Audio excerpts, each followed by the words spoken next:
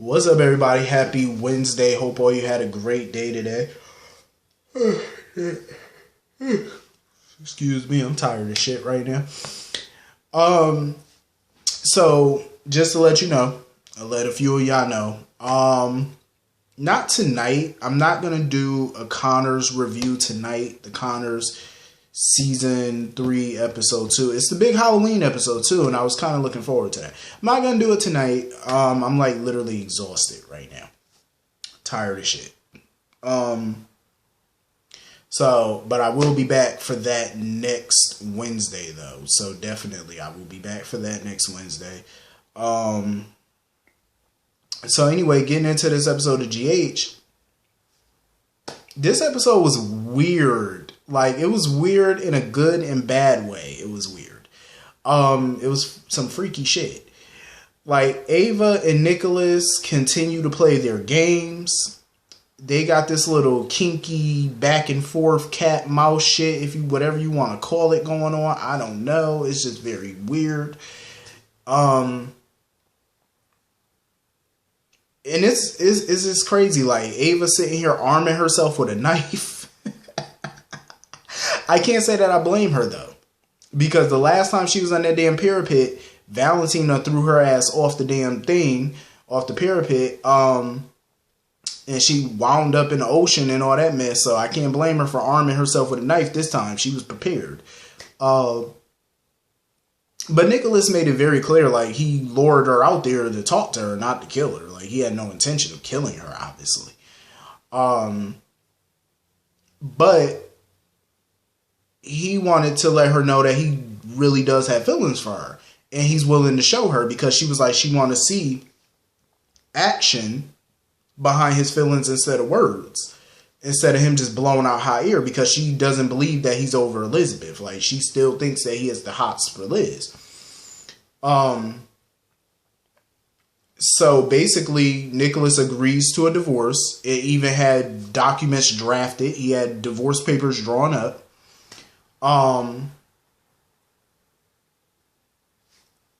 Told her that she could have all the material things that she wants, or she can have him. Basically. So she got option A. She could choose to have all the millions and millions, or she could have him and be happy. So Ava finally admitted and blurted out that she really does have feelings for Nicholas. I said, it's about damn time y'all start talking and admit to each other what y'all feeling. So when he prods her and keeps telling her that she should sign the divorce papers, she turned around and accidentally stabbed him.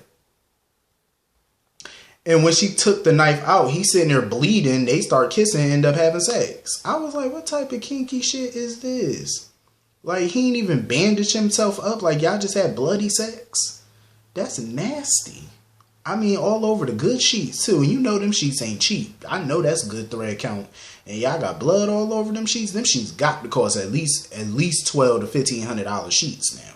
I know them. Well, Ava did buy some $10,000 sheets. So I'm like, y'all gonna sit there and get blood all over $10,000 sheets? The hell wrong with you? So after they had sex or whatever, he started bandaging himself up, and he admitted to her that the divorce papers were fake. So Ava slapped the shit out of him and stormed out the room. I'm like, they need to stop this game.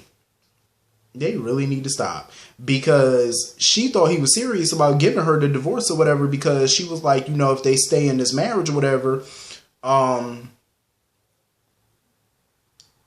that people might get hurt or whatever. Mainly Julian, because, you know, she's still worried about Julian and this whole Ryan situation. She need to just let Julian fend for his damn self at this point. Because obviously you want Nicholas. He wants you. Stop with the games for once and be grown and admit what y'all feeling. Like, stop the bullshit. Like, come on now. Stop this foolishness. Because that's what they need to do. Because it's getting a little ridiculous. So anyway, moving on from that. So Epiphany is on the warpath at this point. Like, she is just totally, like, she's just with the shits right about now. She's totally upset. She literally bit Franco's head off, figuratively speaking, for taking the last chocolate bar out the vending machine. Because she began, ranting and raving about how she want her job back and stuff like that. And Cyrus pops up like the Candyman as usual. Talking about, oh, well, with her attitude, she ain't gonna get her job back and stuff like that. So Cyrus wanted them to go to his office to talk about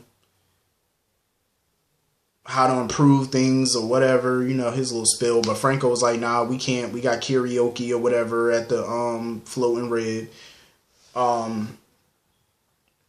So after Cyrus leave or whatever, Franco, he eat the chocolate bar. That shit was funny as hell.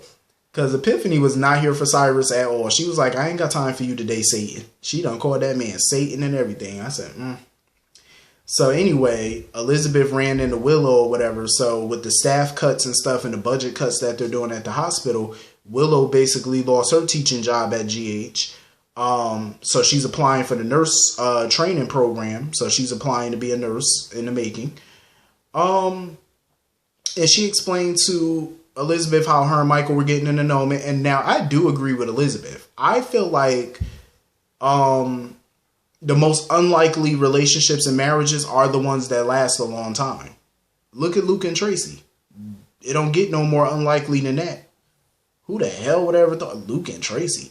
Well, then again, I mean, Luke is her type. I mean, look at all the other scumbags that she done met and married, and so that don't count. But, like they say, opposites do attract. You know what I mean? Like, so I definitely agree. I mean, even Liz is basically telling them that they may be a good fit for each other. So that should be a nod. So anyway, moving on from that. So Nina and Sasha walk in on Carly and Jax hugging and whatnot. So Sasha basically runs off to the bathroom and stuff like that. Carly following her like a little bloodhound. And while Sasha was in the bathroom, Sasha was up in there snorting cocaine while she was in the bathroom. I was like, oh, wow. Like, Sasha look a mess. Like, that girl needs some serious help. Like, she was just up in that bathroom snorting cocaine. My Lord. So Carly basically just busts through the door. She just barges in and, because Carly thinks that this whole thing is about Michael. Like, Sasha's just, deteriorating, going out of control because of her situation and the sacrifice she made for Michael and Willow. I thought that it was that at first, but maybe it's more than that. Like, maybe it's a few other reasons. I think it's a part of it, though. I definitely think that.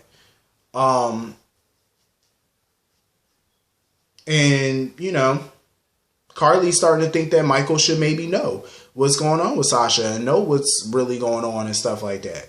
But Sasha refused and basically told Carly to stay out of it, which I feel like Carly should. No, you know what? I take that back. Normally, I hate when Carly is all up in people's business. But on this case, I'm going to give her a pass because Carly's genuinely trying to help this girl. And we all see that Sasha needs all the help that she can get at this point. So I'm going to give Carly a pass to be nosy and to be in somebody's business for once and not bash her. Because I feel like Sasha needs some people in her corner right now. Do I want Carly all up in everybody's storyline? No. But for right now, I'm willing to suffer through and be like, maybe Carly, Nina, all of them can come together and help this girl.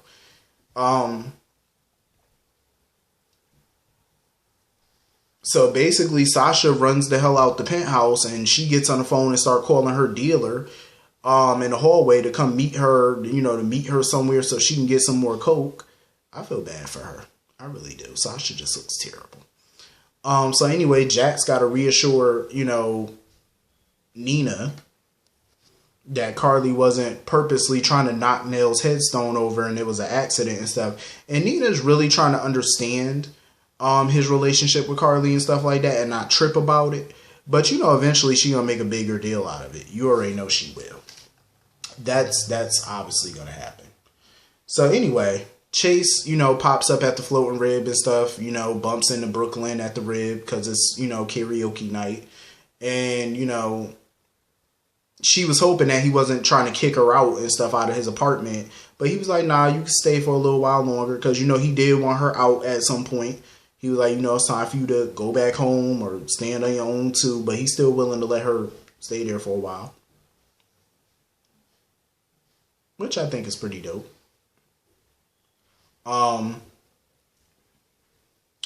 So basically, Franco, Liz, and Epiphany all show up to karaoke. I felt bad for Epiphany because she basically opened up to Elizabeth that her and Milo are breaking up. I feel bad, but at the same time, it's like, I kind of care, but I kind of don't, because we never get to see them together. And I wish that we definitely could have saw the highs and the lows of their relationship. But I feel bad for Epiphany because, she really did care for Milo. I liked them together when I did see them. They look cute together. But basically, Milo's been working. He's been traveling a lot. So they basically just grew apart. And it couldn't come at a much worser time, because with stuff going on with her job and stuff like that, now she's losing her boyfriend. Like, it's like everything just hitting Epiphany at once right now. So she's very irritable. Because they haven't seen each other in months. So they just, I guess, decided to just call it quits and stuff. But she doesn't want to make a big deal about it and stuff, and I totally understand, but I feel bad for Epiphany. But I'm glad she got Elizabeth there to talk with her, and, they could sit and chat about it and stuff, because it's always good to have a good friend, when you need them. That's always a good thing. So anyway, Brooke Lynn gets up on stage and decides to start singing karaoke, but she has stage fright. She can't sing, and she basically gets off the stage, runs out of there all embarrassed and stuff. So Chase, of course, has to go after her because she feels like her life has no purpose if she can't sing. I feel bad for Brooke Lynn because, music is her life. That's what she loves. It's what, it's not just a job. It's something that she really loves. It's a dream. You know what I mean? And when you're doing something that you love, you don't see it as work. But, music, I wouldn't say defines her, but, it's a big chunk of her life. And for her not to be able to do that right now, I mean, I know it's beating her down. So now she just feels like her life is purposeless. But I got a feeling that Chase or somebody else going to, fill that void very soon. Maybe Chase, maybe Valentine, who knows? So anyway, Cyrus pops up on Franco and stuff and offers to pay for his drink. I love the Epiphany sing. I always love when Epiphany starts singing and stuff like that. I love it. Like, Epiphany has such an amazing voice. I love it. Whenever she sings at the nurses' ball and stuff, it's always so beautiful. So everybody, clapped and gave her an ovation and stuff, which she deserves. So of course, Franco tried to convince Cyrus, little Grinch ass, to sing, but Cyrus got a text and he had to go. Cyrus ended up finding Sasha outside and stuff crying, and he offered to help her. Lord knows we can only imagine what type of help that devil gonna offer. Sasha need to run and run fast.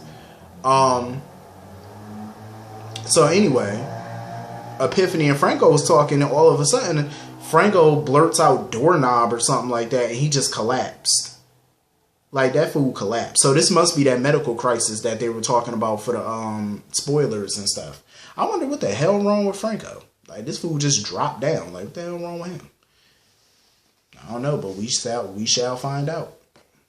Hopefully it's not nothing, life altering.